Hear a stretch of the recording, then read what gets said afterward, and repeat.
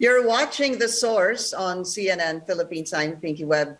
Three crucial posts at the Commission on Elections are now vacant. Chairman Sherif Abbas and Commissioners Rowena Guanzon and Antonio Co have retired from duty on Wednesday. This happens with still unresolved high-profile disqualification cases pending in the division that Guanzon has left. So what happens next after the retirement of the three commissioners and to the high-stakes general elections? Let's go straight to the source of the story. We have former Comelec Commissioner Luie Guia. Commissioner Guia, welcome to the source. Thank you so much for your time. Let me already start my questioning. I hope you don't mind.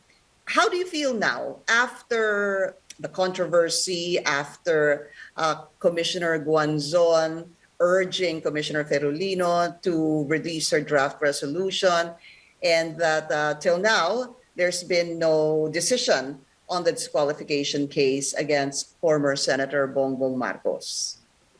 Well, I think things have to move on from what happened, the past few days. And I think it's important to start with, coming up with a decision already. And this is, as you've said, high-profile cases, and it would help. It would help a lot if that decision comes out as soon as possible. It involves the presidency, no less. So I think that's the first step, and move on. The election is on a fixed schedule. You cannot postpone it. So, everyone has to move on. Is it going to be automatic, Commissioner, that because of the retirement of the three commissioners, that there will be a reshuffling of the first and second division members? I think there was already an announcement of a reshuffling or recomposition of the division as a tradition in Comelec, that when commissioners retire, and usually these are the more senior commissioners, the remaining senior commissioners will get to preside the division. So what happens in this case is that Commissioner Inting, who used to preside the second division, will now preside the first division.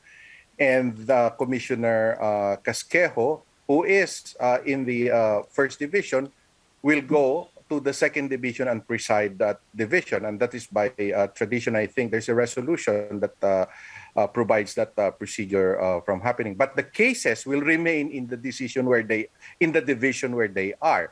So what happens here is that you will have technically a new commissioner in a case that is pending in either division. Which will be Commissioner Inting moving to the first division, knowing that she's the most senior. She moves to the first division.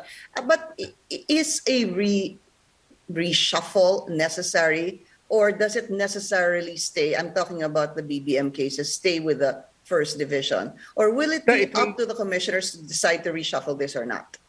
Well, if we follow the existing resolution of Comelec, the cases will stay in their division where they were raffled to.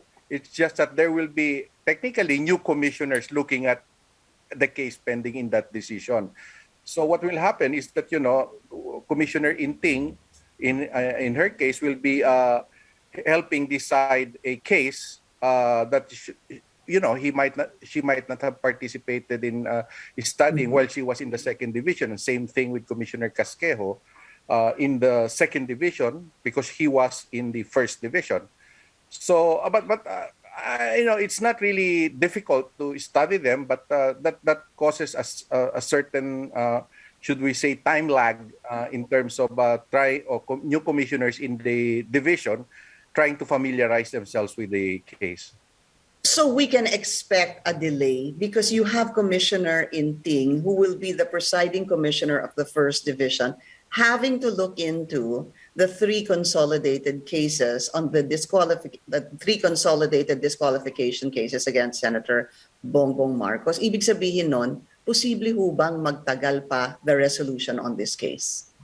Well, maybe hopefully just a week or maybe a couple of weeks. But that's why it was most ideal that the cases in the divisions, there are also pending cases in the second division.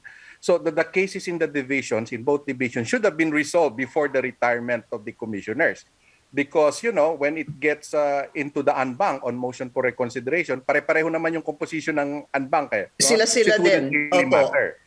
Oh, yeah. So Yeah. So, that is the implication of the cases not having been decided before the retirement of the chair and the two commissioners. so for you, what you're saying, Commissioner, is that it would have been to the best interest of the Comelec and bank that the decision of the first division had been released prior to the retirement of Commissioner Guanzon. Well, that would have been ideal. That would have been the most ideal thing, especially in a high-profile case like the Marcos cases, so that you reduce the delay.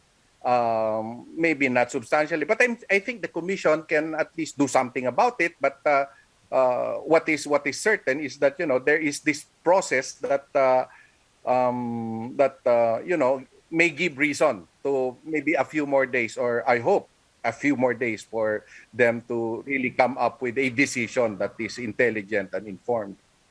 But the thing is, Commissioner, if Commissioner Ferolino took 2 to almost 3 weeks, if I'm not mistaken, since the case was raffled to the first division, why will it not take, just for the sake of argument, Commissioner Inting the same amount of time to study this case as well? Well, I am not sure. She or even Commissioner Casquejo, as a new commissioner in the second division, would have the same problem. But, I would not be surprised that if they will come up with a decision by tomorrow or by Monday, as soon as they can. But what I'm saying is the complication would have been lesser had the decision at the division levels, would were made, Been released. or were done before the retirement of the two commissioners and the chair. Here's the thing, just moving forward, let's say the draft resolution is released in the next few days, and you have just obviously Commissioner Inting na lang po, in the first division. What is that? What if there is one that is for DQ and the other one is for not disqualification among the two commissioners before, under the first division? What happens? Mag-e-end bank na po ba yun?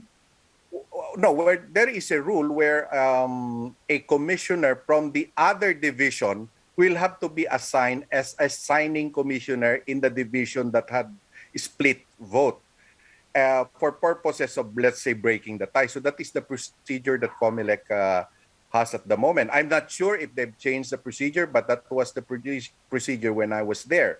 And so yun ang solusyon to break this split vote. Yung isa po doon sa second division, one of the two commissioners in the second division will have to come in and vote in the decision of the first division. Okay, just as a last question, Commissioner, do you think that the credibility or the integrity of the Comelec had been tarnished, damaged one way or another because of what happened? No, let's put it this way. We would have wished that did not happen. Okay, but at the end of the day, we should invite people and maybe legal experts to look at the language of the decision themselves. I mean, bottom line kasi yung decision mismo magsasabi whether credible yung the ruling is credible or not, how it is written. And so, it's important to invite the public to, before making any harsh judgment perhaps, to read the decision, study it in a very objective way. But sometimes that's too much to ask of the public. What is important really is to just, release it. Mm-hmm. And now, I guess you're still saying at the soonest possible time. Maraming salamat po, former Comelec Commissioner Luie Guia. Good to see you again. Nice to see you. And thank you for joining us here on The Source. I'm Pinky Webb. You're watching CNN Philippines.